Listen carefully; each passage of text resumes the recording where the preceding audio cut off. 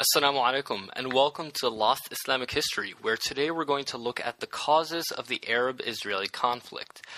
Now, of course, this conflict is very complex with tons of viewpoints, so what we're going to do is we're just going to look at the seeds of the conflict from a historical perspective, not an ideological one. So let's get started. So in the early 1900s, the Ottoman Empire controlled most of the Middle East, including Palestine, which it had controlled since at least the year 1517. Now, the Ottomans were much weaker than they were in the 1500s, but they were still a force to be reckoned with in the early 1900s. In 1914, the Austrian Duke Franz Ferdinand got assassinated in the city of Sarajevo. Now, as you might know, this ended up sparking World War I that summer, where on the Allied side, you ended up having Britain, France, and Russia, and on the central side, you've got Germany and Austria-Hungary. So, at first the Ottoman Empire tried to stay out of the war, but by October they joined the Central Powers, and they hoped to use the war to absolve themselves of some of the debts that they owed to Great Britain and France. Now for the British, this was the war to end all wars, so they planned to do everything they could to win, including making a bunch of new allies to help them defeat the Ottomans and the Germans and the Austrians. Now, one of the first things that the British did was that they contacted Sharif Hussein, the Ottoman governor of Mecca. He wanted to establish his own independent Arab kingdom. In what became known as the Hussein-McMahon Correspondence, he talked back and forth with the British governor of Egypt about establishing an Arab kingdom after the war. Hussein's reward was being supported monetarily and with weapons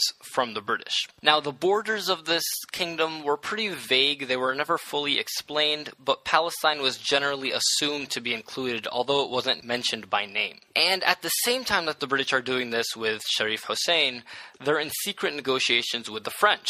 In what became known as the Sykes-Picot Agreement, they agreed to divide up the Arab lands after the war into 5 zones that, at the end of the day, the Europeans effectively controlled. And as if that wasn't enough, in November 1917, the British Foreign Secretary Arthur Balfour wrote a letter to the Zionist Conference, a Jewish political party, promising them a Jewish homeland in Palestine that would be established after the war was over. So now, as World War I progresses, the British found themselves in a little bit of a pickle.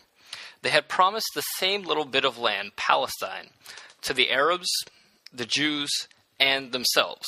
So in 1916 and 1917, as the British Army pushed through Palestine and conquered territory, they brought that land under their direct control. But both the Jews and the Arabs expected that it would eventually become theirs.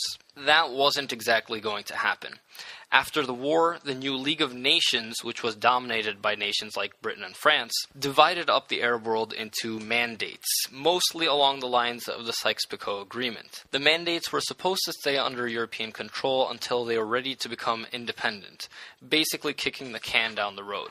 In any case, both the Zionists and the Arabs had gotten promises for the same exact bit of land, and they expected to have those promises fulfilled. This, of course, would bring tons of tension in the 1920s and the 1930s, eventually culminating in the 1948 Declaration of Israel and the First Arab-Israeli War. Well, I hope that helped explain the causes of conflict between the Arabs and the Israelis today. This wasn't meant to explain the whole conflict, but at least help you understand the causes of the modern dispute and where it came from. For more information on this topic, you can visit lostislamichistory.com and make sure to subscribe for more videos like this. Assalamu alaikum.